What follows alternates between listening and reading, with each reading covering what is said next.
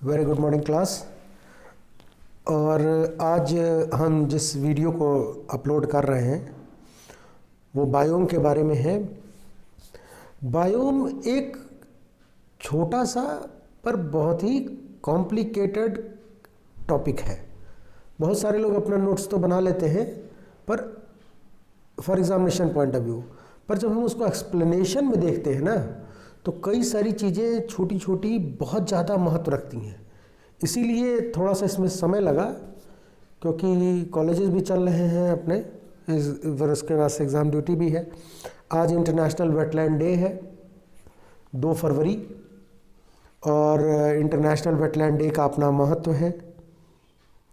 Wetland पे मैं थोड़ा सा कुछ बताना चाहूँगा आपको कि हमारी अर्थ का जो लंग्स कहा जाता है वो हमारे फॉरेस्ट को कहा जाता है, और वेटलैंड्स को हम किडनी कहते हैं, क्योंकि ये फिल्टरेशन का काम करती हैं और इसका बहुत ज़्यादा बायोडाइवर्सिटी और नेचुरल रिसोर्स में योगदान होने के कारण, और इसकी dependency directly as well as indirectly for the life in natural ecosystem जो है बहुत इम्पॉर्टेंट है। इसलिए कई चीज़ों से सम्मिलित होती है, तो इसको हम एबोर्ड ऑफ गॉड भी कहते हैं, माने भगवान का घर। थोड़ा सा डिफरेंस, शाब्दिक डिफरेंस है वेटलैंड में और रामसर साइट में।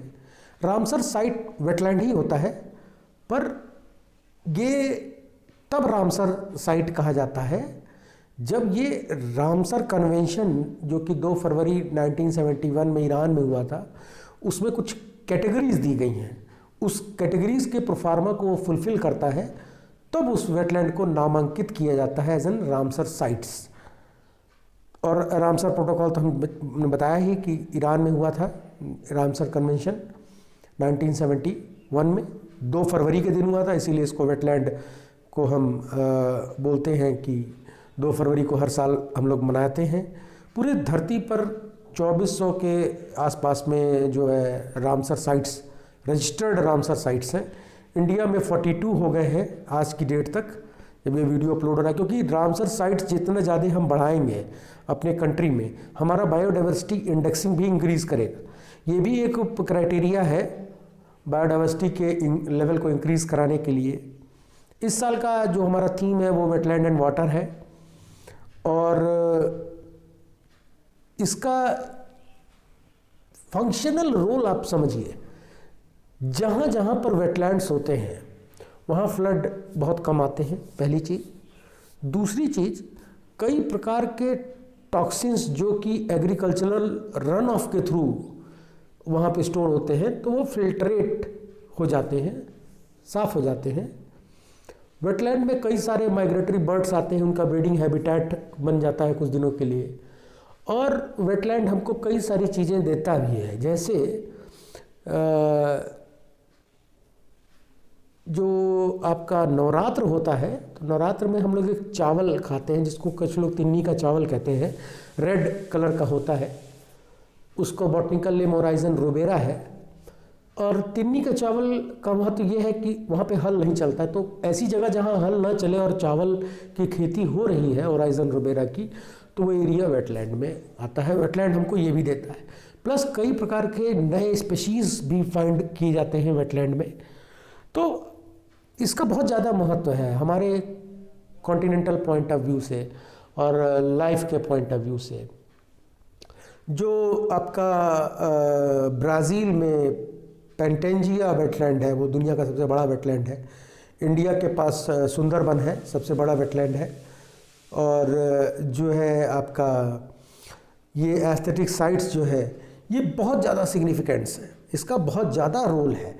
और धीरे धीरे ह्यूमन इंक्रोचमेंट के कारण ये ख़त्म हो रहे हैं, और इनका ख़त्म होना एक जो है डिज़ास्टर को क्रिएट कर रहा है, क्योंकि ये ग्राउंड वाटर रिचार्ज में इनका बहुत ज़्यादा रोल है।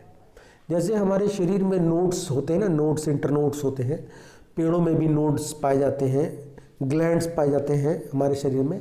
तो ये छोटे छोटे वेटलैंड्स, अगर हम अर्थ को एज एन नेचर देख रहे हैं लिविंग में, तो छोटे छोटे वेटलैंड्स जो हैं वो एक ग्लैंड के पोर्शन में एक सर्कल में या जो है ट्रायंगल में या ऑब्लिगेट स्पर्नोइड स्ट्रक्चर में होते हैं और इनका बहुत ज़्यादा महत्व है। ये उन स्रोतों को रिचार्ज करते हैं ग्राउंड वाटर के, जहाँ से हमें भूगर्भ जल मिलता है और ये बहुत सिग्निफिकेंट इनका रोल इसमें होता है। और चूँकि हैबिटेट के मामले में वेटलैंड रिच होता है, बर्ड माइग्रेटरी बर्ड्स इनको हैचिंग के लिए इस्तेमाल करते हैं, तो इससे भी ज़्यादा जो है इसकी वैल्यूज़ बहुत ज़्यादा होती है। अगर हम वेटलैंड को अपने नष्ट कर रहे हैं तो समझ लीजिए कि आप अपनी किडनी को जो है डैमेज कर रहे हैं। वेटलैंड मतलब हर वो लैंड एरिया जो कि पानी से आच्छादित हो, कवर्ड हो, और इसमें 5 से 6 सेंटीमीटर जो है कि से ज़्यादा की लहरें ना उठती हों। अगर आप उसमें ईंटा भी मारेंगे तो इससे ज़्यादा की लहर तरंग उसमें ना उठे, तो ये वेटलैंड में आता है। कई प्रकार के होते हैं, कई कैटेगरीज हैं, इसमें भी जो है लिटोरल और ल्यूमिनेटिक और प्रोफंडल जोन्स होते हैं।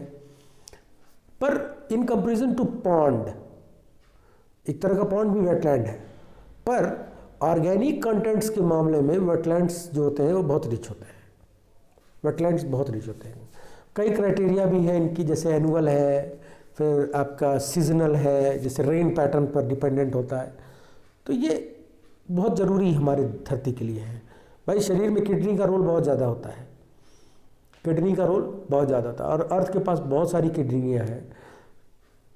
तो आप इसको अगर छोटे छोटे किडनीज को हम अगर नष्ट कर रहे हैं तो we are doing something disastrous, जिसका जो है जब रामसर कन्वेंशन हुआ था ईरान में तो इस पर फोकस हुआ, इस पर फोकस किया गया कि भाई हम जो डिज़ास्टर कर रहे हैं वो ये बहुत ही ख़तरनाक है। तो वेटलैंड पे भी मैं एक वीडियो पूरा डिटेल में डालूंगा आपको एग्जामिनेशन पॉइंट ऑफ व्यू से भी। तो आज हम डिस्कस करने जा रहे हैं बायोम को, और माई सेल्फ डॉक्टर प्रकाश, मेरा मोबाइल नंबर यहाँ दिया हुआ है, और आपको कोई क्यूरी होगी तो पूछिएगा। हम लोग 1000 सब्सक्राइबर हो गए हैं, थैंक्स फॉर दैट। आज का जो कंटेंट है वो बायोम क्या है, कैसे इसको कैरेक्टराइज किया जाता है, टर्मिनोलॉजीज को समझेंगे। मुख्य चीज इसमें टर्मिनोलॉजी है, मुख्य चीज इसमें टर्मिनोलॉजी है, बायोमास प्रोडक्टिविटी और इंफोटेनमेंट, जो कुछ जानकारी मैं आपको दूंगा। तो शुरुआत करते हैं। बायोम क्या है, आप स्क्रीनशॉट लेते जाएंगे तो आपके नोट्स के वर्क का मैटर इसमें अवेलेबल है। समझिए इसको कि मैं क्या कह रहा हूं। तो फेडरिक क्लीमेंट ने 1916 में 1916 में बायोम को इंट्रोड्यूस किया। एक सिनोनिम है मोम्बेस शब्द का, और इसको इंटरनेशनल बायोलॉजिकल प्रोग्राम में मान्यता जो है 1964 में इंट्रोड्यूस हो गया फाइनली, 64-74 के प्रोजेक्ट में, और वहीं से बायोम के कंसेप्ट को पॉपुलराइज किया गया। आईजी सीमेंस 1982 में, जिन्होंने साइमंस इंडेक्स भी है, मैंने बताया है वीडियो में, साइमंस इंडेक्स जो है, साइमंस इंडेक्स वाले ही हैं ये, और इन्होंने बताया कि ये जो बायोम है ये एक्सटेंसिव इकोसिस्टम यूनिट है, एक ऐसा इकाई है इकोसिस्टम का एक पर्टिकुलर लॉन्गिट्यूड लैटिट्यूड पर, जहां पर कई सारे फैक्टर्स एक साथ इंटेंगल्ड होकर वर्क करते हैं। बायोम में जैसे अगर हम कहें कि ग्लोबल बायोम को हमको पढ़ना है, तो हमको पढ़ना उसमें पहले क्या चीज़ होगा, इसको समझने की ज़्यादा ज़रूरत है। फ्लोरा को, फ्लोरा जो होता है वो किसी भी बायोम का फंडामेंटल बेस होता है। फ्लोरा उसमें डायरेक्ट कैरेक्टरिस्टिक का रोल अदा करता है। अगर हम किसी बायोम को आइडेंटिफाई कर रहे हैं तो on the basis of flora करते हैं। फौना जो होता है वो उसका इनडायरेक्ट फैक्टर होता है, इनडायरेक्ट होता है, इनडायरेक्टली रिलेटेड होता है बायोम से। और क्लाइमेट जो होता है वो हिडन कैरेक्टरिस्टिक होता है, क्लाइमेट हिडन कैरेक्टरिस्टिक होता है बायोम के आइडेंटिफिकेशन। तो जो आपका बायोम है वो डायरेक्टली अगर हम देखें, अगर आपसे क्वेश्चन पूछा जाए कि बायोम को अगर हम डिफाइन करें तो पहली कौन सी चीज़ लें जिससे हम बायोम को क्लासीफाई करने में मेरे लिए हेल्पफुल हो, तो वो आएगा शब्द फ्लोरा। फ्लोरा से ही हम बायोम को डिफाइन करते हैं, फंडामेंटल जिसको कहते हैं फंडामेंटल। वैसे तो सब चीज़ इसमें इंटेंगल्ड है, फ्लोरा है, फना है, क्लाइमेट है, सॉइल है, ठीक है, पर flora is the fundamental basic जिसको कहते हैं यूनिट। इसके बाद से बायोम को अगर हम डिफाइन कर रहे हैं एक टर्मोलॉजी के रूप में, देखा मैंने, जो मेरा डिफिनेशन मैंने बताया कि मैं पढ़ता हूँ तो डिफाइन करता हूँ। देखिए यूट्यूब पर एजुकेशन के बहुत सारे वीडियोस रहते हैं, पर एक चीज़ ये मायने रखती है कि वो एजुकेटर जो वहाँ पढ़ा रहा है वो कितना एकेडमिकली एक्सपीरियंस्ड है। अगर बहुत ज़्यादा एकेडमिकली एक्सपीरियंस्ड नहीं है तो मैंने बहुत सारे एनवायरनमेंट के वीडियो देखे हैं, माफ़ कीजिएगा, पर वो उसमें बहुत गलत डेटास देते हैं। तो ये गलत है क्योंकि बच्चे आपके ऊपर टोटल डिपेंडेंट हो जा रहे हैं, क्योंकि यूट्यूब पे तो कई सारी चीज़ों की गंगा बहती है, जैसे फेसबुक पे बहती है, तो उसमें से आपको छांटना होगा सही कौन सा है, गलत कौन सा है। तो आप देखिएगा कि वो एकेडमिकली कितना साउंड है, उसका एक्सपीरियंस कितना है, एक्सपीरियंस कितना, एक्सपर्टाइज किस में है, तब उस वीडियो को अपनी सिविल सर्विसेज या टीजीटी पीजीटी के रूप में, क्योंकि बहुत सारे लोग टीजीटी पीजीटी कर रहे हैं, उसमें इन्वायरमेंट आता है, क्योंकि इन्वायरमेंट का जो जीके है वो एंडलेस है, ये ख़त्म होने वाला ही नहीं है। अभी सोचिए, मैंने एक वीडियो बनाया जिसमें मैंने बताया कि वी हैव 39 रामसर साइट, 2 बढ़ गए, अब 42 हो गए, all over India 42 Ramsar sites हैं। तो हर 6 महीने पे बढ़ रहे हैं, अभी और 4 ऐड होने वाले हैं जो कि क्यू में है। अभी ऐड नहीं हुए, ध्यान रखिएगा, ऐड नहीं हुए, ऐड होंगे तो मैं इसमें वीडियो में डाल दूंगा। इसीलिए मैं वेटलैंड का वीडियो अभी डाला नहीं हूँ, उसको रोके हुए हूँ, क्योंकि एक एक्यूरेट डेटा आ जाएगा तो उसमें इसको अपलोड कर देंगे। अब एक मैंने डिफाइन किया कि एक नेचुरल इकोसिस्टम जहाँ पर हम स्टडी करें total assemblage of plant animal community in a unit time and space, तो उसको मैं बायोम कहता हूँ। ये मेरा डेफिनेशन है खुद का, जो आप यहाँ पे देख रहे हैं, ये जो लाइन है, बायोम में be defined as a natural ecosystem where we study the total assemblage of plant and animal community in a unit time and space. Why we are writing here space? देखिए note सब बने हैं, परेशान मत होइए, समझिए मैं क्या कह रहा हूँ, पॉइंट को समझिए, क्लैरिफिकेशन होना बहुत ज़रूरी है। फंडामेंटल अगर आपका क्लियर नहीं है तो आप कोई भी एग्ज़ाम नहीं दे पाएंगे, कंफ्यूज रहेंगे। और कभी भी एग्ज़ाम दीजिए तो प्लीज़ कोई भी ऑब्जेक्टिव बुक को उठाकर सॉल्व करने से पहले टॉपिक्स को पूरा डीप में पढ़िए। ये नहीं कि ऑब्जेक्टिव 100 लगा दिए तो सोचें उसमें से 5 आ ही जाएगा, ऐसा नहीं होता है, ऐसा ये तरीका पढ़ने का गलत है। ऑब्जेक्टिव सॉल्व करने का तरीका ये है कि you have to go through books, और अगर आप बुक से नहीं पढ़ रहे हैं तो ये बहुत बड़ी समस्या है। टाइम और स्पेस की बात क्यों की मैंने? टाइम और स्पेस, अभी तक के किसी उसमें डेफिनेशन में टाइम स्पेस नहीं था। एक्चुअली में बायोम एक पर्टिकुलर टाइम और स्पेस पे डिपेंडेंट होता है, क्योंकि फ्लोरा का जो ग्रोथ है वो टाइम बीइंग है। फोटो पीरियड को मैंने यहाँ पे कंसीडर किया, डे लाइट फोटो पीरियड्स, तो ये जो फोटो लेंथ है आपका, फोटो पीरियडिज्म है आपका, ये टाइम डिपेंडेंट है। Now what is space dependent? Space is basically longitude and latitude, कि अर्थ के किस वो होराइजन पर एग्जिस्ट कर रहा है, किस एल्टीट्यूड पर है वो, ये मायने इसमें यहां पे रखता है। इसीलिए मैंने डेफिनेशन में लिखा लार्ज नेचुरल इकोसिस्टम है ये, जहां पर समस्त प्लांट और एनिमल्स जो स्पीशीज हैं ये एक साथ असेंबलेज में पाए जाते हैं, परंतु ये डिपेंड करता है टाइम एंड स्पेस पे। तो एक दो शब्द को जोड़ने के लिए भी मुझे बहुत ज़्यादा स्टडी करनी पड़ती है, क्योंकि इस वीडियोस को जो है जो बच्चे देख रहे हैं वो प्रायः जो है अपने एग्जामिनेशन के लिए इस्तेमाल करेंगे, तो मैटर उसमें होना चाहिए।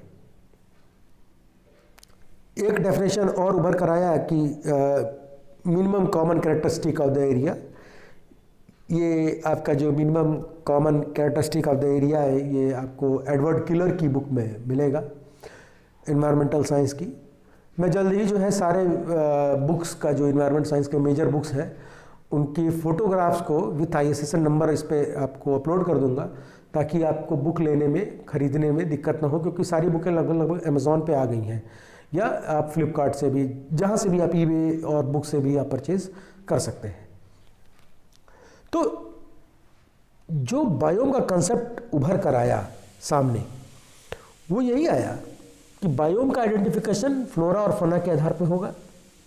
फ्लोरा उसमें मुख्य होगा, और बायोम एक लार्ज इकोसिस्टम है जिसमें एक समूह में प्लांट और एनिमल स्पीसीज इंटरेक्ट कर रहे हैं, पर एक यूनिट टाइम और स्पेस के अंतर्गत कर रहे हैं।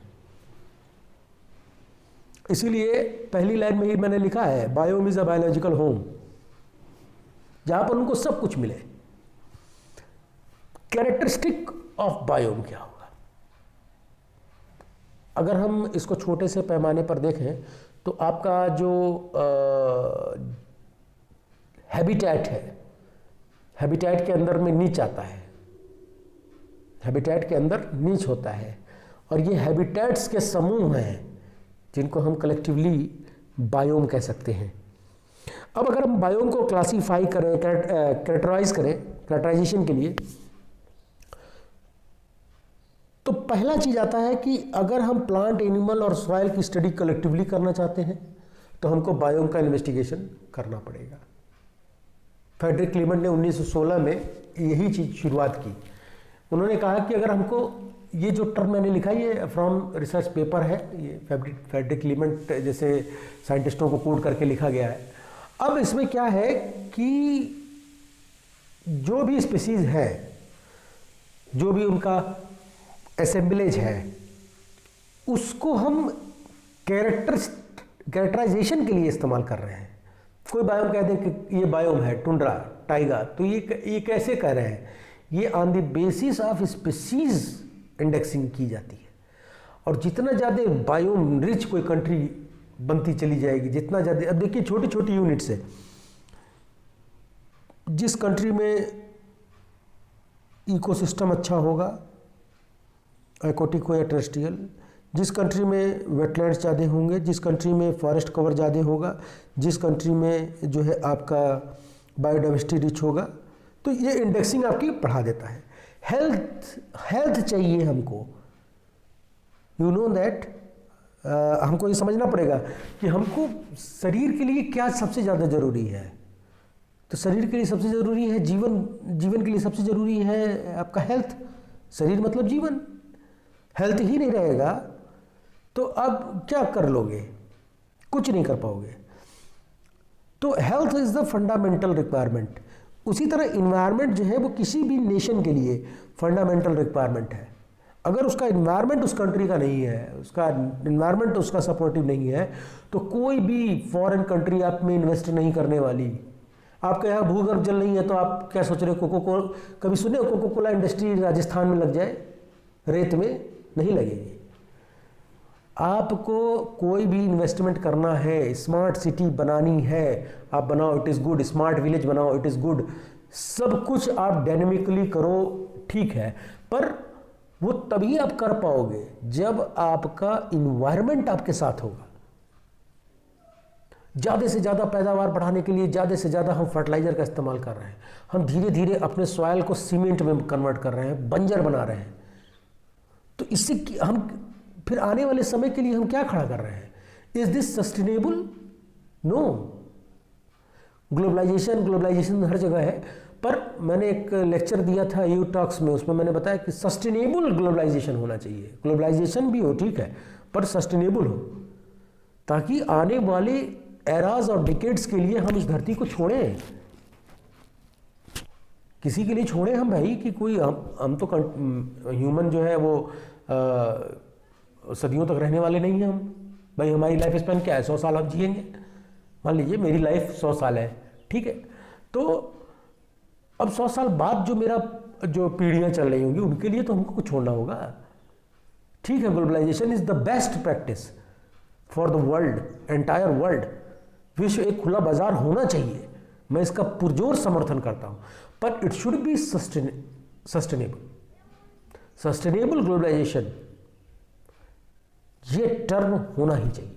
अगर आपका सस्टेनेबल ग्लोबलाइजेशन नहीं है, you are going to prepare yourself to survive on Mars like planet. हमें छोड़कर जाना ही पड़ेगा। क्यों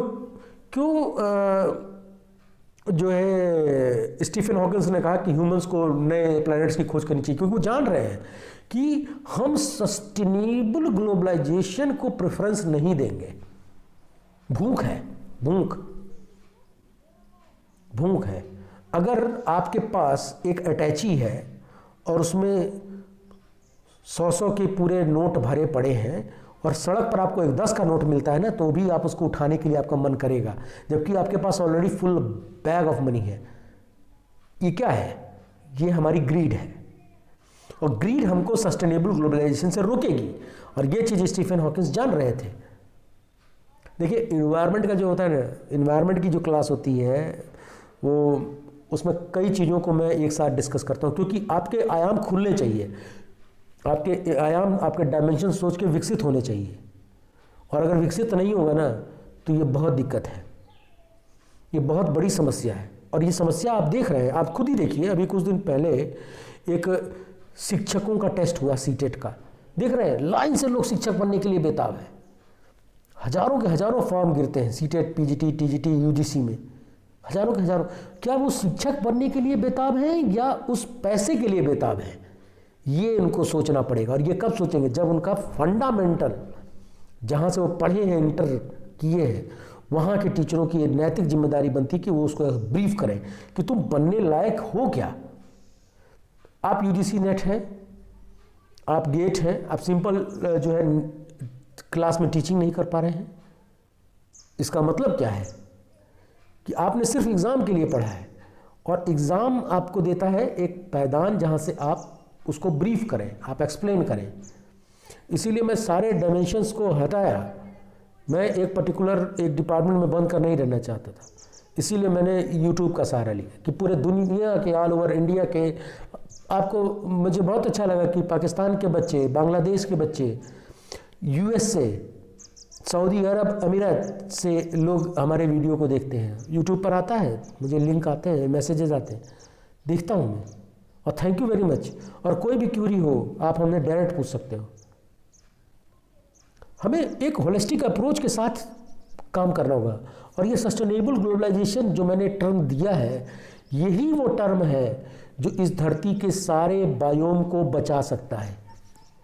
और नहीं तो हमको स्टीफन हॉकिंस सर की बात माननी पड़ेगी। We should have to shift from earth to any other planet. Now characterisation के लिए हमको, अगर हम कहें कि हम, चलिए मान लिए कि फ्लोरा से ही बायोम डिस्क्राइब होगा, ठीक है, ओके। नाउ फ्लोरा में तो कई स्पीसीज हैं। How can you describe the biome? कैसे आप डिस्क्राइब करोगे बायोम को? किस स्पीसीज को लेकर आप करोगे? तो एमएससी में, बीएससी में एक एक्सपेरिमेंट किया जाता है क्वाड्रेट का। उस क्वाड्रेट में एक्सपेरिमेंट के दौरान हम एक स्क्वायर क्वाड्रेट लेड आउट करते हैं। मैंने इसमें डाल रखा है वीडियो इकोलॉजी में। और जो है क्वाड्रेट से हम पता करते हैं डोमिनेंस, और जो स्पीसीज डोमिनेंस होती है फ्लोरा की, वही बायोम का निर्माण करती है, वही बायोम का निर्माण करती है। और यही कैरेक्टराइजेशन के लिए नेसेसरी है। तो सवाल यहाँ पे आया कि अगर हमको बायोम को आइडेंटिफाई करना है तो हमें क्या चाहिए? तो बायोम को आइडेंटिफाई करने के लिए हमको चाहिए फ्लोरा। अब फ्लोरा में कौन सा चाहिए? जो वहाँ पे डोमिनेंट हो, जो वहाँ पे डोमिनेंट फ्लोरा हो, उसी से हम बायोम की कैरेक्टराइजेशन करेंगे। It's clear? अब आगे चलते हैं। कोई क्वेश्चन होगा आप कमेंट बॉक्स में या मेरे मोबाइल नंबर पर आप डायरेक्ट व्हाट्सअप कर सकते हैं। यहाँ पर हम समझ रहे हैं कि बायोम क्या है, क्योंकि बायोम एक क्वाइट कंफ्यूजिंग टॉपिक है। आप कहीं भी देखिए, आपको समझ में नहीं आने वाला। मैं बहुत ईजी कोशिश कर रहा हूँ कि आपको यहाँ पे अंडरस्टैंड हो। अब ये हमारी अर्थ है और ये सनलाइट हमारे ऊपर पड़ रही है। ये एक सिंपल यूट्यूब के लिए मैंने गूगल से लिया है उधार। आप इसमें देख रहे होंगे, ये जोन जो है आर्कटिक सर्किल वाला, ये पोलर, ये पोलर, अंटार्कटिक इधर है, आर्कटिक इधर है, जान लीजिए।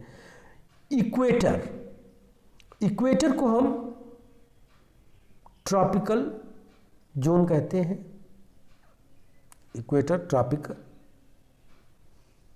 यहां पर टेम्परेट है, यहां पर टेम्परेट जोन है। इक्वेटर को इक्वेटर क्यों कहते हैं?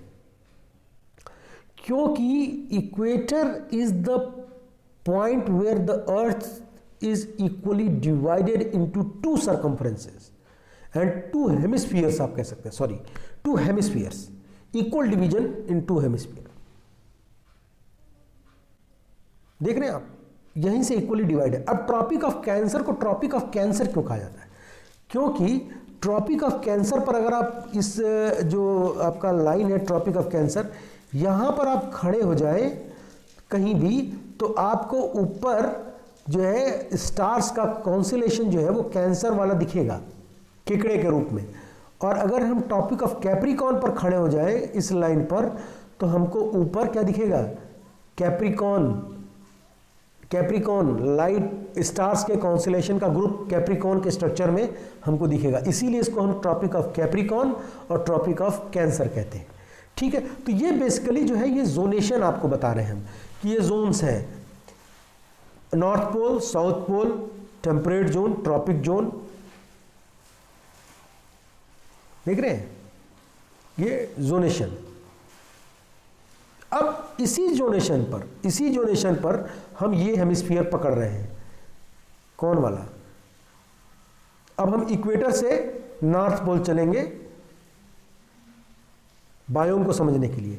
तो सबसे पहला जो हमको बायोम मिलेगा वो ट्रॉपिकल रेन फॉरेस्ट मिलेगा, ट्रॉपिकल रेन फॉरेस्ट। फिर इसके ऊपर मिलेगा टेम्परेट डिसीडियस फॉरेस्ट, फिर आपका टुंड्रा आ जाएगा, फिर आपका टुंड्रा आ जाएगा, उसके बाद आइस एंड स्नो आ जाएगा। ये एक छोटा सा डायग्राम है जो आपको बता रहा है कि बायोम्स जब हम इक्वेटर से ऊपर की तरफ जा रहे हैं तो कैसा बनता चला जाएगा पोल वर्ल्ड की तरफ। एक छोटा सा लेआउट है, अभी और आगे आपको और एक्सप्लेन मैं कर रहा हूं। अब टर्मिनोलॉजीज को हम समझेंगे। अभी तक हमने समझा बायोम क्या है, फिर उसका कैरेक्टराइजेशन कैसे करते हैं, फिर अर्थ के बारे में हमने थोड़ा सा जाना, फिर इसके बाद से हम पढ़ रहे हैं कि बायोम कहाँ कहाँ डिस्ट्रीब्यूट हो रहे हैं, कैसे दिखते हैं। एक जो ये आप देख रहे हैं कैसे दिखते हैं, यही है सिंपल। अभी और भी एक्सप्लेन आएगा आगे। टर्मिनोलॉजीज को समझिए। बायोम में टर्मिनोलॉजीज बहुत कंफ्यूजिंग है, तो इस टर्मिनोलॉजी को हमको समझना होगा और इसके थ्रू हमको होकर जाना पड़ेगा। अगर हम नहीं जाएंगे तो हमारे समझ में नहीं आने वाला। तो चाहे आप इसका स्क्रीनशॉट ले लीजिए या किताब में या कॉपी में कहीं भी इसको लिख लीजिए। बोरोवियल फॉरेस्ट, बोरोवियल फॉरेस्ट बायोम को कॉनिफेरस फॉरेस्ट भी कहते हैं और टाइगा बायोम भी कहते हैं। चपरैल, चपरैल एक टर्म है जो मेडिटेरियन बायोम के लिए इस्तेमाल किया जाता है या सर्व लैंड के लिए इस्तेमाल किया जाता है। जैसे कहते हैं ना, कोस कोस पे पानी बदले 7 कोस पे बानी, उसी तरह यहां पर चेंजेस आपको देखने को मिलेंगे। और केवल टर्म्स बदल रहे हैं, टर्म्स बदल रहे हैं, फंक्शंस वही हैं। हम क्या फंक्शन में ले रहे हैं? Animals, plants, soil. प्रेफरेंस किसको दे रहे हैं? प्लांट्स को। कौन से प्लांट्स को? जो डोमिनेंट है। सवाना मीन्स क्या होता है? सवाना मतलब grass land, grass land biome savanna biome कहलाता है।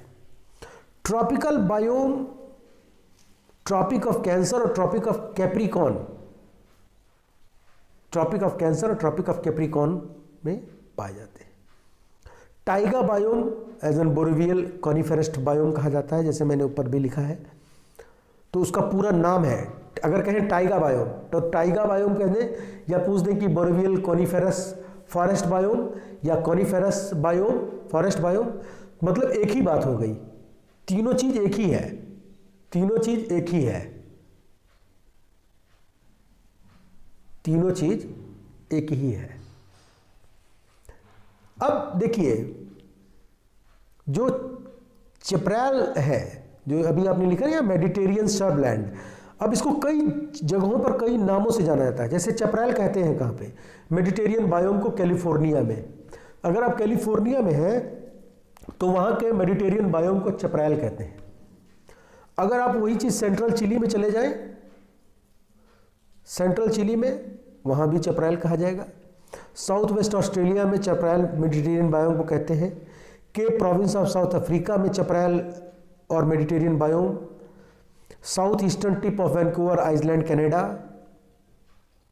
में जब जाएंगे तो वहाँ पर चैपराइल बायोम जो मिलेगा आपको, उसमें आपको जो है south eastern tip Vancouver Canada, Vancouver Island Canada है, इसको ध्यान रखिएगा। फिर प्रायरीज होती हैं, इनको टॉल ग्रासेस कहा जाता है, कुछ है नहीं।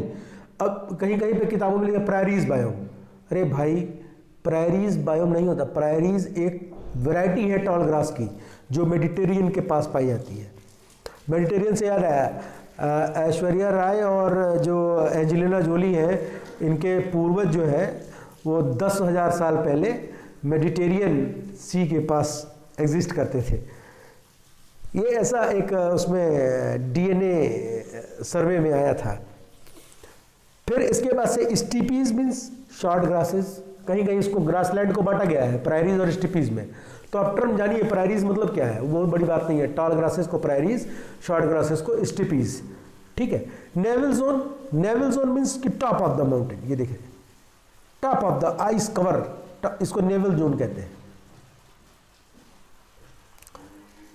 फिर एक डेटा है, उस डेटा को आप गौर से देखिए। It is reported that production rate of tropical grassland is 5 times greater than the temperate at latitude.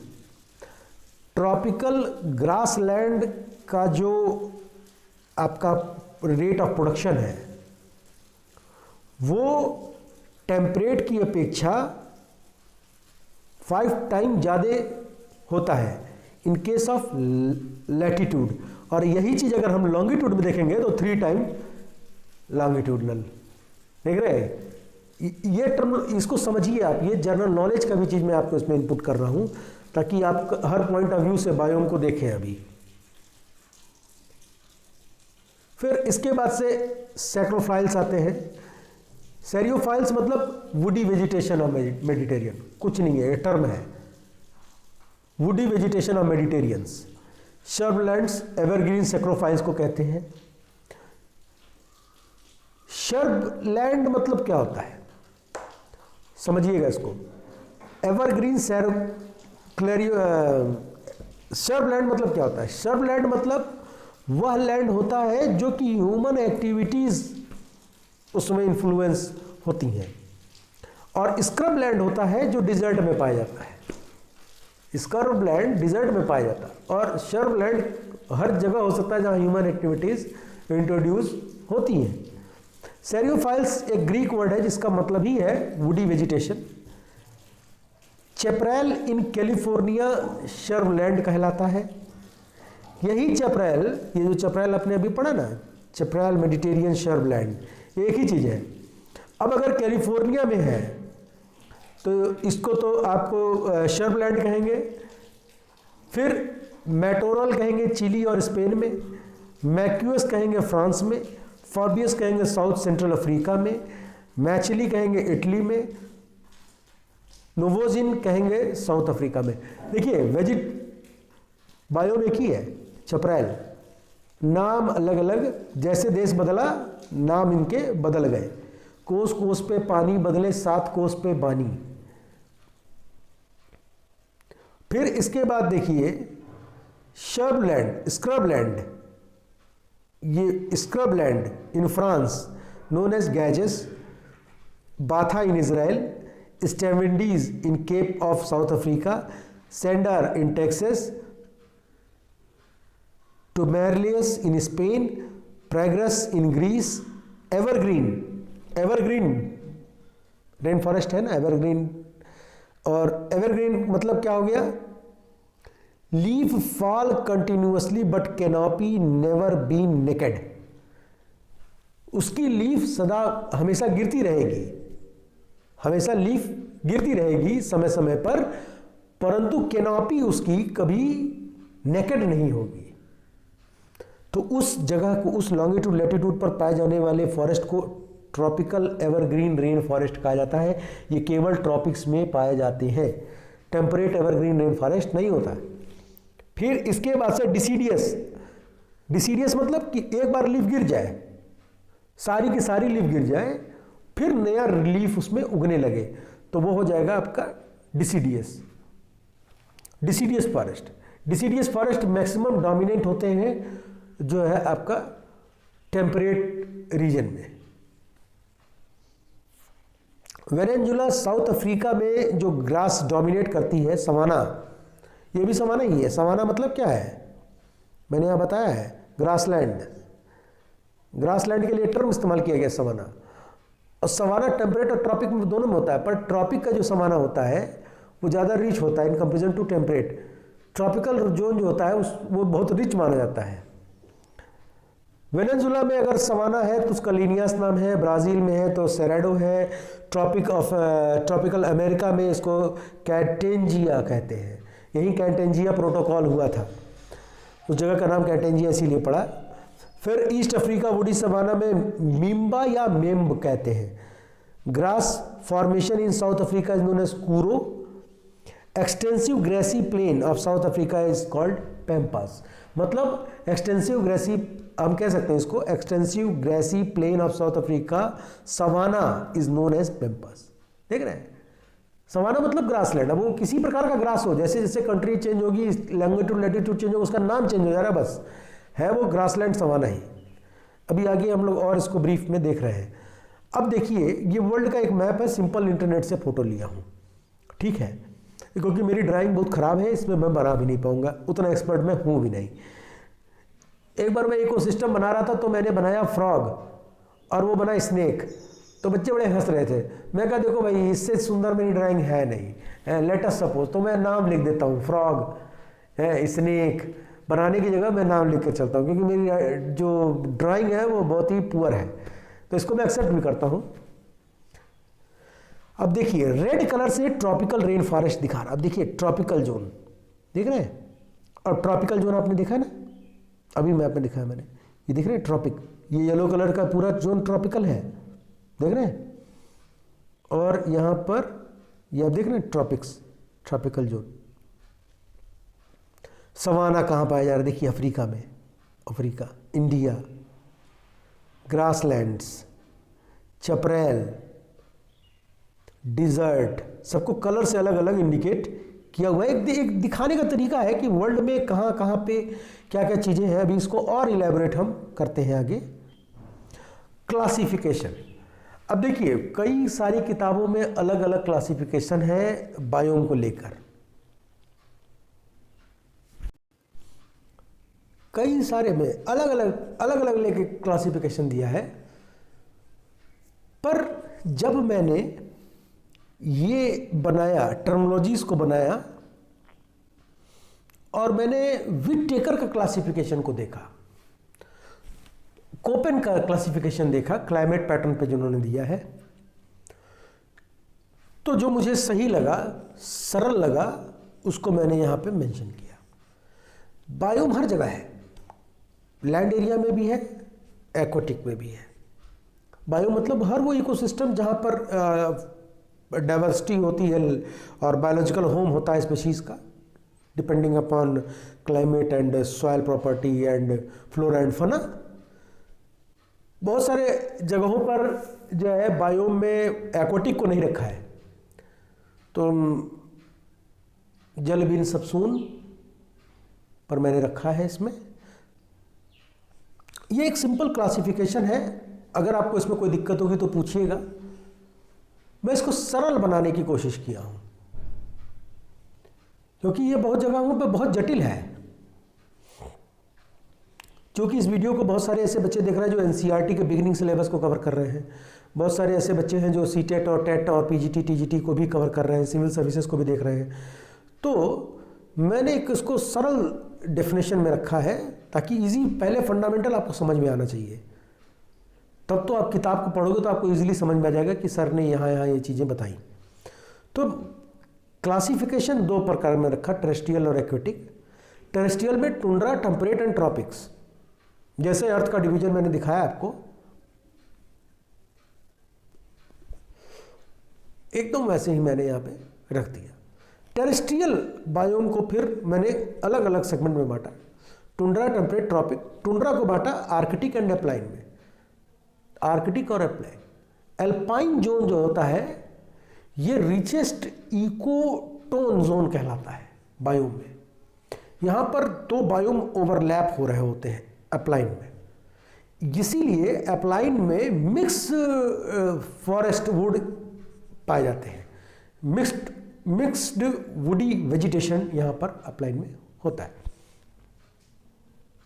फिर टेम्परेट को मैंने डिवाइड किया, Tyga, temperate forest, deciduous, temperate grassland and Mediterranean जो चपरायल है आपका।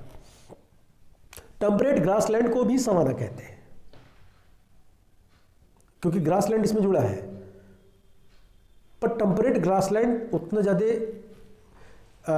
जिसको कहते हैं हम आप कि प्रोडक्टिविटी रिच नहीं है एज कंपेयर टू ट्रॉपिकल। फिर ट्रॉपिकल फॉरेस्ट की बात है। ट्रॉपिकल फॉरेस्ट में कौन फॉरेस्ट?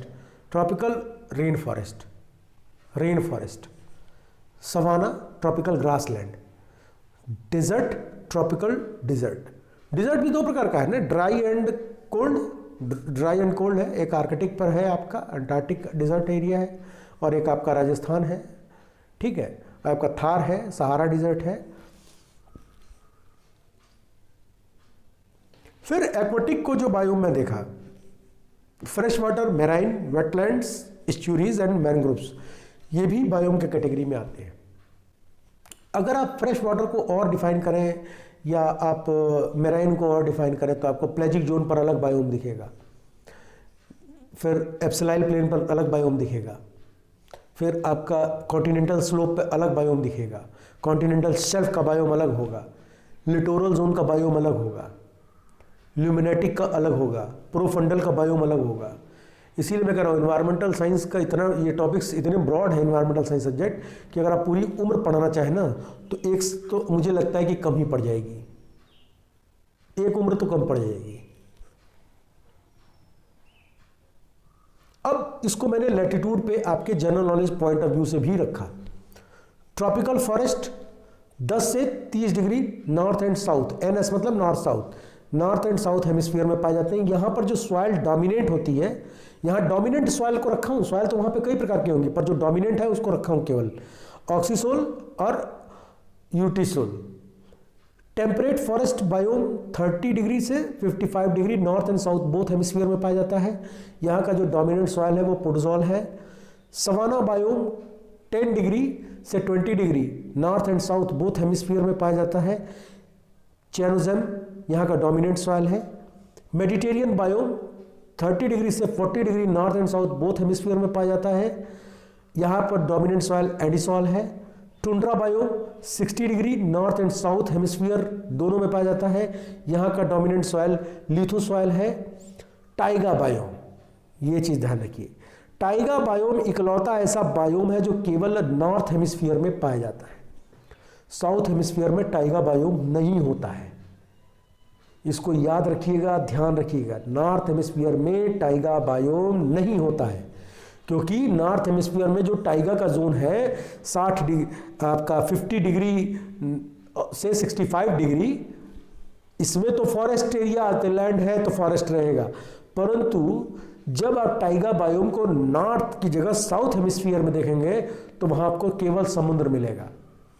दिखाता हूं मैं आपको, ये एक चीज दिखाता हूं, ये देख रहे हैं आर्कटिक सर्किल, इधर तो आपको लैंड एरिया मिल रहा है, यहां पर टाइगा बायोम होगा, पर यहां पर आपको केवल ओशंस मिल रहे हैं, इसीलिए यहां टाइगा बायोम नहीं है।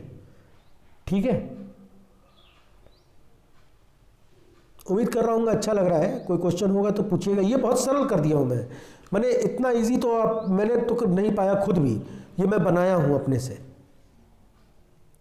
कि अगर लैटिट्यूड के बेस पर आपको डिफाइन करना पड़े तो कैसे करेंगे। डिजर्ट बायोम में 15 डिग्री से 35 degree north and south hemisphere में पाए जाते हैं। ये डिजर्ट ड्राई वाले हैं, ड्राई डिजर्ट की बात हो रही है। एरिडिसॉल इसमें पाया जाता है, ये वहाँ का डोमिनेंट सॉइल होता है। थोड़ा सा ये वीडियो भी बड़ा हो जा रहा है पर ठीक है, इट्स ओके, चलता है। अब ये बायोम का चार्ट आप देखिए।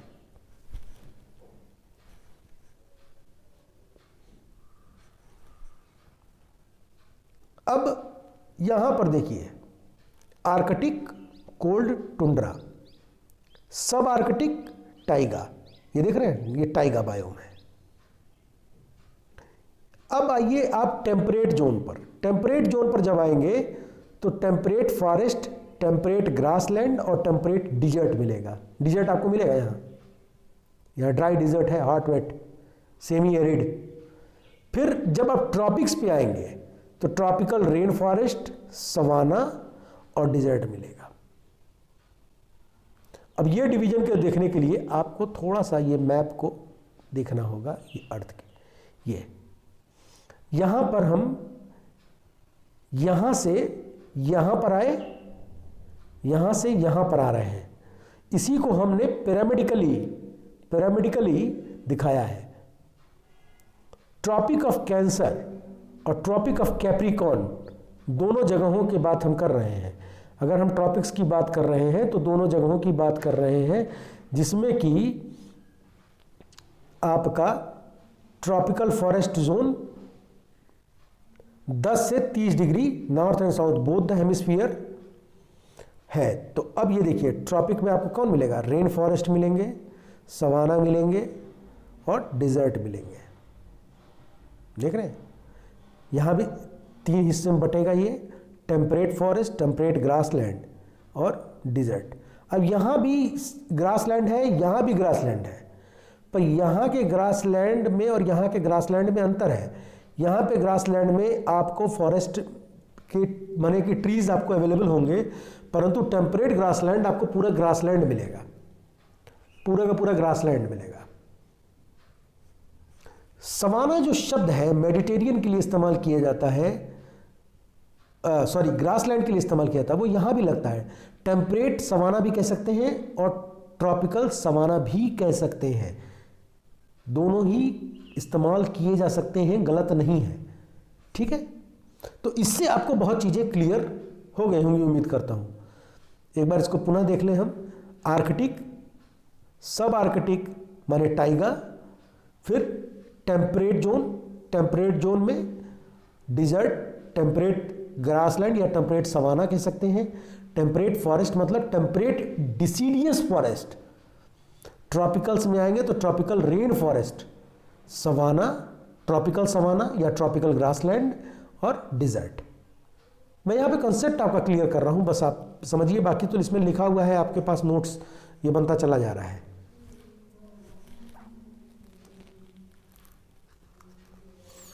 अब हमको इसमें जो चीज़ देखनी है वो शब्दों के बारे में हमको जानकारी लेनी होगी।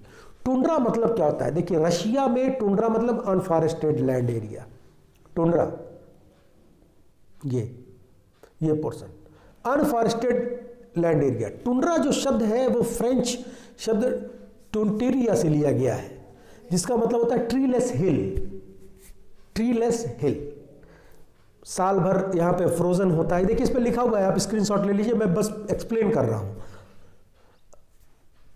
आपका टुंड्रा बायो में कोल्ड फ्रोजन एरिया होते हैं, लैंडस्केप्स होते हैं।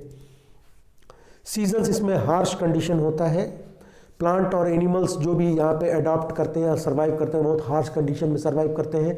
यहाँ पर जो भी एनिमल होंगे उनके फर होंगे, पोलर बियर फर होता है ना, उस पर खाल के ऊपर बाल होते हैं। ठीक है, तो उसकी अडॉप्टिबिलिटी होती है वहाँ पर, या स्किन बहुत मोटी होगी जिससे ठंड उनको पेनिट्रेट न करे। टुंड्रा जो है आर्कटिक सर्किल, टुंड्रा जो है वो high latitude land mass Arctic Circle, और जो है आपका इसमें एग्जांपल मैंने लिखा है Alaska, Canada, Russia, Greenland, Iceland, Scandinavia southern region में, और अंटार्कटिका इन जो है आपका है alpine tundra located at very high elevation atop of mountain where overnight temperature fall below freezing. Fundamentally जो आपका टुंड्रा बायोम है वो दो प्रकार में है, आर्कटिक एंड एप्लाइन। Arctic tundra biome extremely north and south latitude पर एग्जिस्ट करता है। एप्लाइन biome above the timber line, above the timber line. Timber line मतलब कॉनिफेरस फॉरेस्ट के ठीक ऊपर, कॉनिफेरस फॉरेस्ट के ठीक ऊपर एप्लाइन टुंड्रा शुरू होता है। यहां से ट्रीज ग्रो होना कम हो जाते हैं, आर्कटिक पर जाते जाते खत्म हो जाते हैं। वहाँ पे फिर मॉस, लाइकेन मॉसेस रहते हैं। लाइकेन मॉस यहाँ भी पाए जाएंगे, यहाँ भी पाए जाएंगे, पर ट्रीज जो है यहाँ पे धीरे धीरे घटना शुरू हो जाते हैं। कॉनिफेरस फॉरेस्ट से ट्रीज घटना शुरू हो जाते हैं। कहीं कहीं पर ये देखिए, आप एक फोटो देख रहे हैं, ये टुंड्रा का है। Let me take a pen. ये जो पोर्शन आप देख रहे हैं ये टुंड्रा है, ये टुंड्रा प्रदेश टुंड्रा है, देख रहे हैं। और इसमें जो भी रीजन आ रहे हैं ये ब्लू कलर है, ये इंडिकेट कर रहा है टुंड्रा। ये सिंपल फिगर है, इंटरनेट पे अवेलेबल है, आप देख सकते हैं। फिर टेम्परेट जो इसका जो टेम्परेचर फ्लक्चुएशन है, टेम्परेचर फ्लक्चुएशन भी इसका है, क्योंकि फोटोडेलेंट पीरियड पे डिपेंडेंट होता है। अर्थ का कोई भी इकोसिस्टम हो, बायोम हो, फूड चेन हो, फूड वेब हो, बायोडाइवर्सिटी हो, कोई भी चीज़ आप पढ़ें, कोई भी चीज़ इकोलॉजी से रिलेटेड पढ़ें, ये जान लीजिए temperature is the fundamental factor. Temperature, और सोर्स क्या है टेम्परेचर का? सन, डिवाइन गॉड। सन एक वो ऐसा सोर्स है जो इस धरती पर जीवन का निर्माण करता है। जीवन के निर्माण की पहली कड़ी, अगर हम शुरुआत की कड़ियों को देख रहे हैं, तो पहला जो फंडामेंटल कड़ी होगी वो आएगा आपका सन, ठीक है। तो अब यहाँ पे डे लेंथ शॉर्ट हो रहे हैं, टेम्परेचर डिक्रीज और इंक्रीज होता है, समर में अलग होता है, विंटर में अलग होता है, रेन पैटर्न चेंज होते हैं, लीफ के स्ट्रक्चर्स चेंज होते हैं, न्यूट्रिशन वैल्यू अलग होती है, जो नेट प्राइमरी प्रोडक्टिविटी होती है वो 1 से 2 टन पर हेक्टेयर होती है, जो प्राइमरी ग्रॉस प्राइमरी प्रोडक्टिविटी होती है 30% होती है, जो dominant family Compositae, Cruciferae, Gramineae, Rosaceae, ये इस तरह की जो है फैमिलीज, जो स्पीशीज हैं वो डोमिनेंट यहाँ पर करते हैं। अभी और आगे टेबुलर फॉर्म में भी मैंने इसको रख रखा है। कॉनिफेरस बायोम, कॉनिफेरस बायोम को ही हम बोरोवियल फॉरेस्ट कहते हैं या टाइगा कहते हैं। टाइगा एक रशियन शब्द है जिसका मतलब होता है वाइल्ड डंप डेंस फॉरेस्ट। इसमें बोरोवियल शब्द कब इंट्रोड्यूस होगा, कब हो गया? जब कॉनिफेरस फॉरेस्ट में बोरोवियल शब्द, इन बोरोवियल जो ये आपका टर्म आ रहा है वो कॉनिफेरस के डोमिनेंस के कारण इसमें आता है। कॉनिफेरस फॉरेस्ट जो होता है वो फंडामेंटल ग्लोबल इकोटोन कहलाता है। Coniferous forest is a fundamental ecotone of this planet. अगर मान लीजिए कहीं क्वेश्चन आ जाए कि व्हाट इज द, अगर इकोटोन आप पढ़ रहे हैं, ठीक है, हर जगह तो देख रहे हैं, अर्थ पे कहाँ देख रहे हैं, तो कॉनिफेरस या टाइगा या कॉनिफेरस बोरोवियल फॉरेस्ट जो आप कह लें, ये जो पोर्शन है इसको हम इकोटोन ऑफ द प्लैनेट कहते हैं। और ये सिर्फ नॉर्थ हेमिस्फीयर में एग्जिस्ट करता है, ये जान लीजिएगा, साउथ में नहीं होता है। पीएच चेंज होते रहते हैं, लीटर्स यहाँ पे आपको मिलेंगे, यहाँ पे लाइकोपोड्स एंड फर्न्स पाए जाते हैं, माइक्रोराइजल फंगल एसोसिएशन दिखेगा नाइट्रोजन फिक्सेशन में। ये सारी चीज़ें इसमें लिखी हुई हैं, आप इसका स्क्रीनशॉट लेंगे तो आपका नोट्स बन जाएगा, कोई दिक्कत नहीं होगी। समझिए इसको, कॉनिफेरस मतलब, कॉनिफेरस बायोम मतलब कहें या हम बोरोवियल फॉरेस्ट बायोम कहें या हम टाइगा बायोम कहें, एक ही बात होती है, बात एक ही है। और ये केवल नॉर्थ हेमिस्फीयर में पाया जाता है, ठीक है, साउथ हेमिस्फीयर में नहीं पाया था क्योंकि वहाँ पे वाटर एरिया है। कुछ इसमें पॉइंट को मैंने बोल्ड कर रखा है, इसको आप देखिए। क्लोज्ड कैनोपी फॉरेस्ट एक एग्जाम में आया था, क्लोज्ड कैनोपी फॉरेस्ट कहाँ पे पाया जाता है, तो ये कॉनिफेरस जो है आपका कॉनिफेरस बायोम में क्लोज्ड कैनोपी पाई जाती है। कॉनिफेरस अब बायोम आप देख रहे हैं, ये आप पूरा एरिया आप देख रहे हैं कि ये कॉनिफेरस आप देख रहे हैं नॉर्थ हेमिस्फीयर में। साउथ में आपको कहीं नहीं दिखेगा क्योंकि यहाँ वाटर है, total water water water water. Temperate forest biome, temperate forest biome 35 से 30 से 50 डिग्री सेंटीग्रेड, 55 डिग्री सेंटीग्रेड जो लैटिट्यूड है उसमें बोथ हेमिस्फीयर में ये पाया जाता है। इकोसिस्टम और फ्लोरा के बेसिस पे इसका डिवीजन होता है। अगर ये यहाँ पे माउंटेन जोन है, ध्यान रखिएगा यहाँ लिखा है मोंटेना, ठीक है, मोंटेना जोन, मोंटेना जोन या सब अप्लाइंग जोन। अगर माउंटेन और सब अप्लाइंग जोन वहाँ पर है तो टेम्परेट मोंटेना फॉरेस्ट बायोम कहेंगे या सब अप्लाइंग टेम्परेट फॉरेस्ट बायोम कहा जाता है। समर और विंटर में टेम्परेचर का डिफरेंशिएशन होता है। पोडोजोइक टाइप्स ऑफ सॉइल, पीएच की जो इसका सॉइल का पीएच होता है 5 से 6 होता है। इसमें एक चीज आपने गौर किया होगा, मैंने लिखा है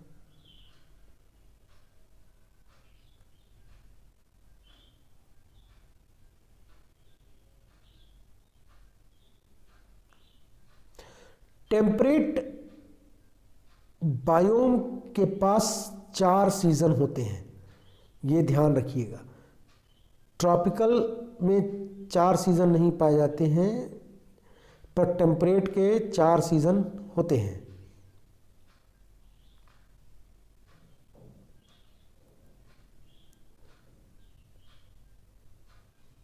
टेम्परेट पोडोजोइक सॉइल,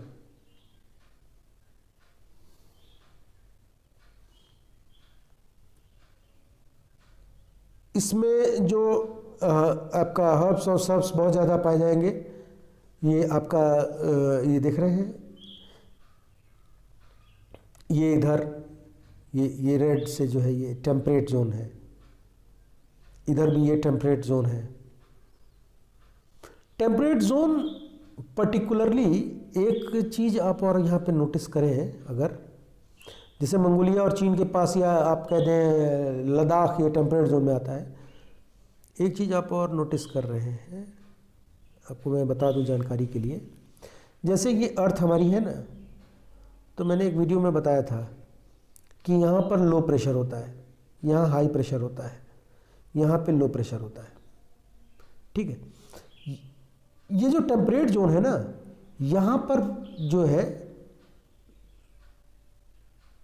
ये हाई प्रेशर होता है, लो प्रेशर, हाई प्रेशर, फिर लो प्रेशर। यहाँ पे लो प्रेशर एरिया बनता है, इधर भी और इधर भी, दोनों ही तरफ लो प्रेशर एरिया बनता है। अगर हम रेड पेन लें तो आपको इजीली दिखेगा। देखिए यहाँ पर लो प्रेशर एरिया है और यहाँ पर लो प्रेशर एरिया बनता है।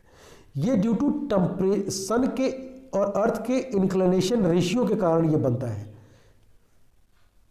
इसीलिए यहाँ पे गर्म प्रदेश ये बन जाता है।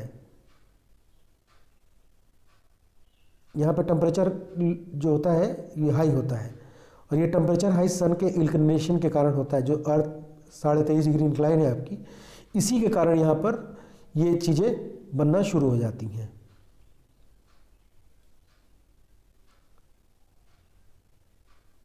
और टेम्परेट फॉरेस्ट आपको डिसीडियस यहाँ भी देखने को मिले, यहाँ भी देखने को मिल रहा है, इधर भी ये आपका 30 से 55, इधर भी। इसी पोर्शन में यही चीज़ों को मेडिटेरियन जोन भी कहा जाता है। मेडिटेरियन क्लाइमेट में आते हैं, लॉन्गिट्यूडनल वेरिएशन होता है।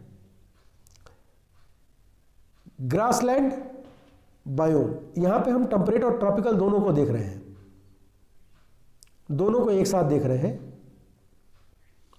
यहाँ पर जो आपका है वेजिटेशन, वो क्लाइमेटिक जोन जो है कोल्ड और वार्म, मेजिक और जेरिक दोनों कंडीशन पे डिपेंड करता है। और जो डोमिनेंट होते हैं वो ग्रासेस होते हैं, जो कि ग्रासलैंड है, सवाना कहा जाएगा। यहाँ पर टेम्परेचर -40 से +40 के बीच में फ्लक्चुएट करता है समर और विंटर के हिसाब से। और राइजोम्स और रनर्स जो स्पीशीज़ होते हैं, रनर्स मतलब कि जो क्लाइंबर्स या रनर्स स्पीशीज़ होते हैं, या घास ऐसी होती है जो दूब ग्रास साइनोडाइंस जैसे कि यहाँ पे बहुतायत मात्रा में होती है।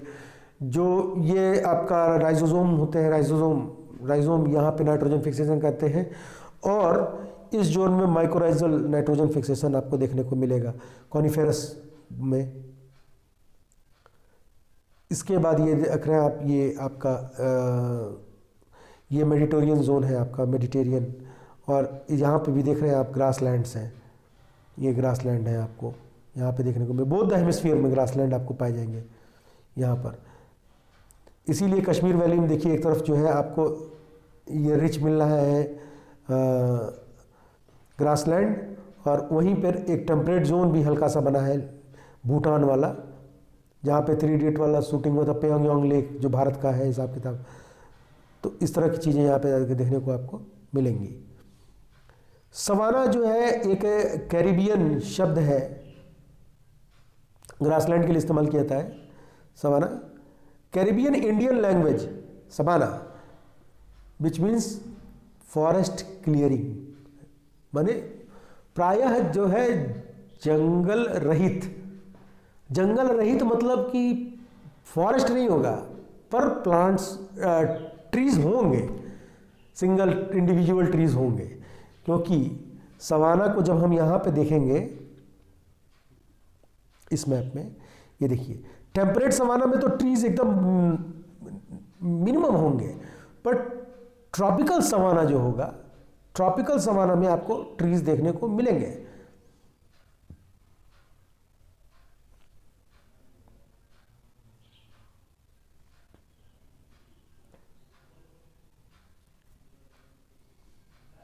यहाँ पर भी जो है ग्रेमिनॉइड्स स्पीशीज डोमिनेंट होती है।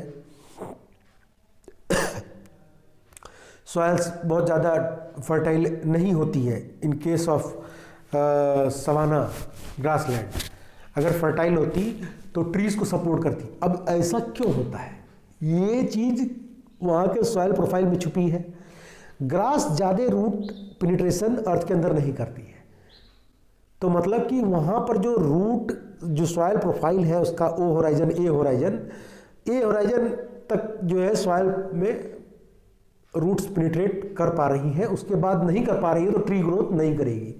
तो उस सॉइल के प्रॉपर्टी के अकॉर्डिंग भी अगर हम देखें, सॉइल के प्रॉपर्टी के अकॉर्डिंग भी अगर हम देखें तो सवाना जो है इन केस ऑफ टेम्परेट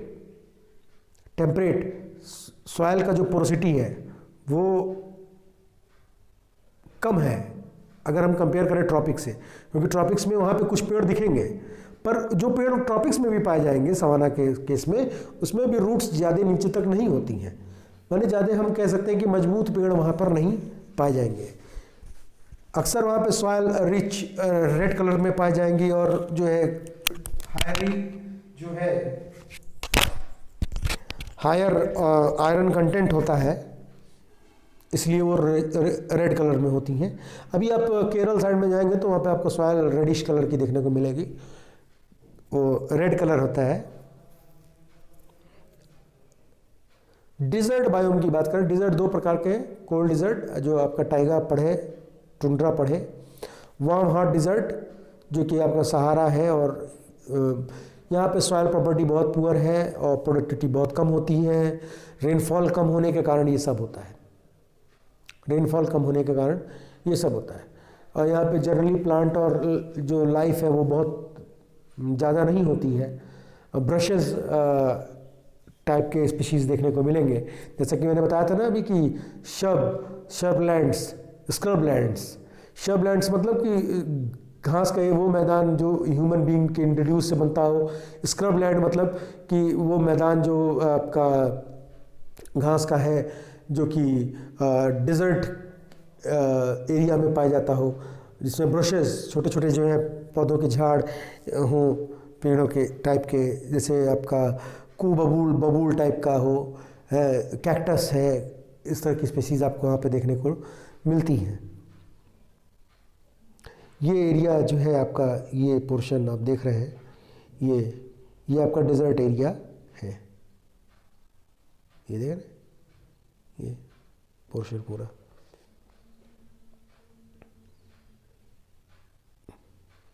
अब कुछ इंफोटेनमेंट की बात और थोड़ी सी हम करें जो आपके general knowledge point of view से, एग्जामिनेशन पॉइंट ऑफ व्यू से भी इंपॉर्टेंट है।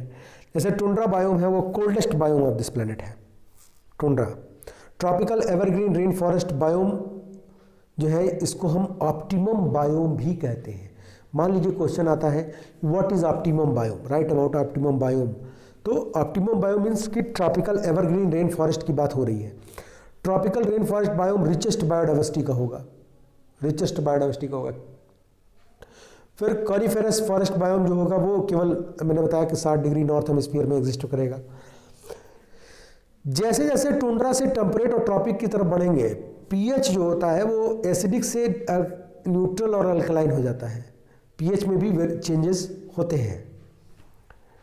ग्रासलैंड बायोम जो होता है वो कवर करता है 42 to 57% ऑफ इन अफ्रीका में, और 6 से 12% एशिया में, 50% ऑस्ट्रेलिया में और 80% इन साउथ अमेरिका में। स्क्रब लैंड जैसा मैंने बताया था कि ओपन कैनोपी होती है, और एक आपको बताया था ना क्लोज्ड, यहाँ पे लिखा था देखिए ये क्लोज्ड कैनोपी, कॉनिफेरस का क्लोज्ड कैनोपी और स्क्रब लैंड का ओपन कैनोपी, इसको याद रखिएगा। कैम और C4 जो प्लांट का अडाप्टेशन होता है वो बेसिकली डिजर्ट एरिया में पाया जाता है। Serengeti largest biome grassland biome है तंजानिया का। फिर उसके बाद से जो एरियल स्ट्रीमलेट फॉर्मेशन है, एक टर्म है एरियल स्ट्रीमलेट फॉर्मेशन, वो ट्रॉपिकल एवरग्रीन रेन फॉरेस्ट में देखने को मिलता है। एरियल स्ट्रीमलेट फॉर्मेशन केवल ट्रॉपिकल एवरग्रीन रेन फॉरेस्ट में देखने को मिलता है। अभी आगे उसका उत्तर है क्यों, Y?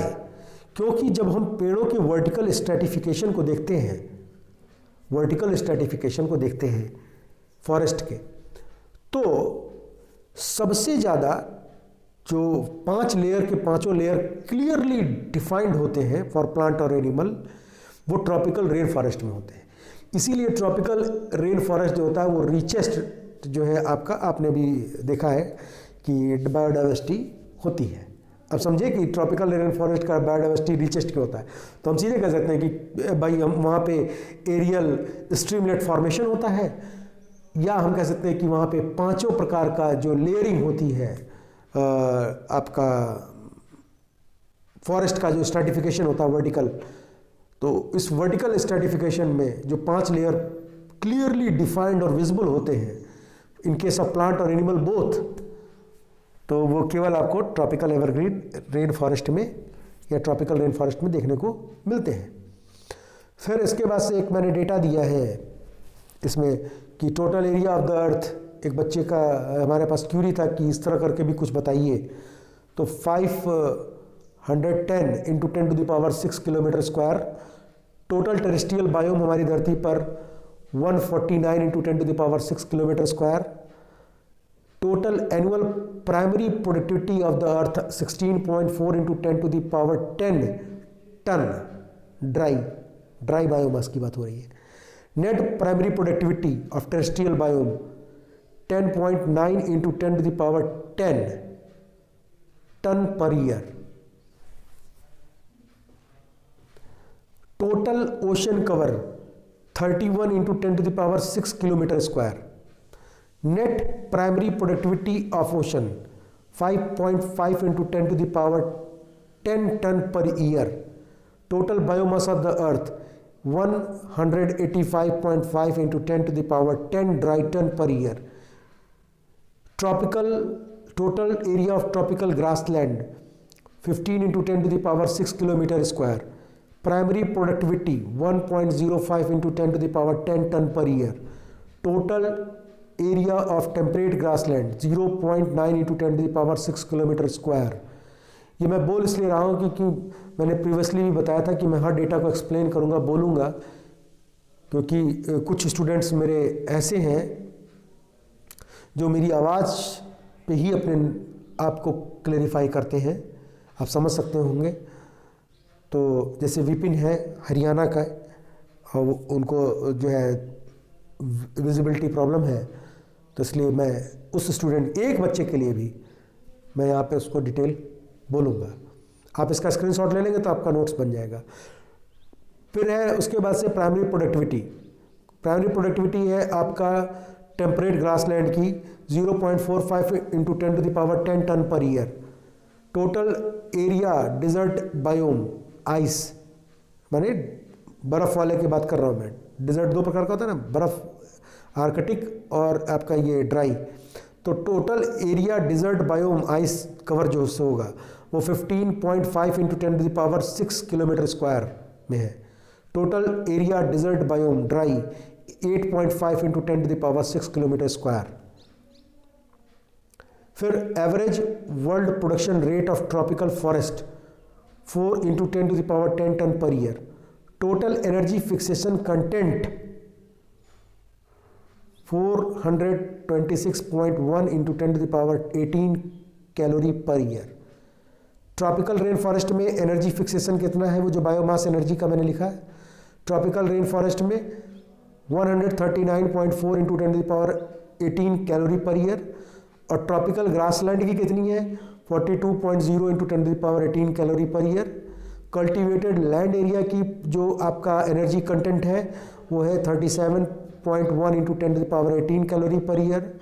Tropical forest cover area 13% है।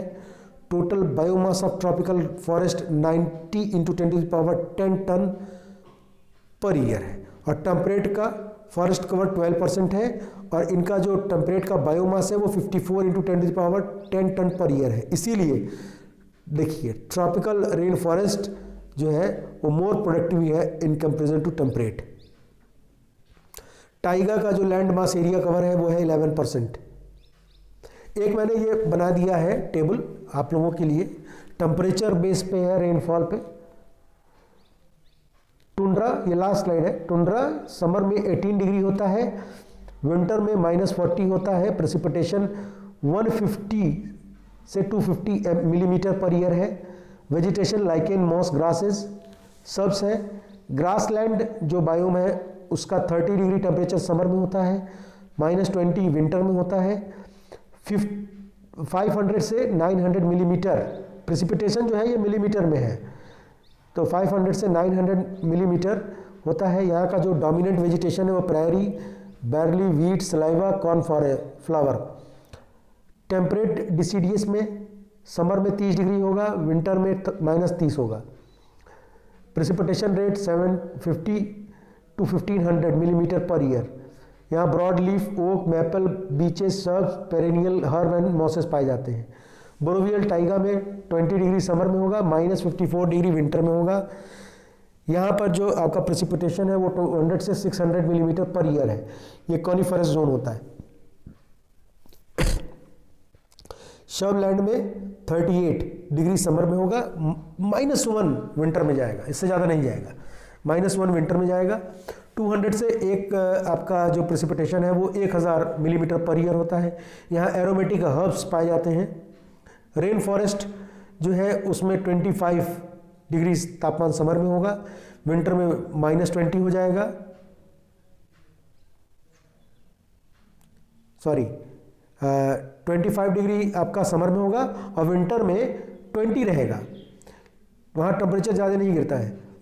फिर इसके बाद से प्रेसिपिटेशन 2000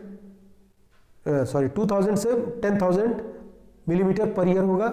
यहाँ पाम, ऑर्किड, फर्न्स पाए जाएंगे।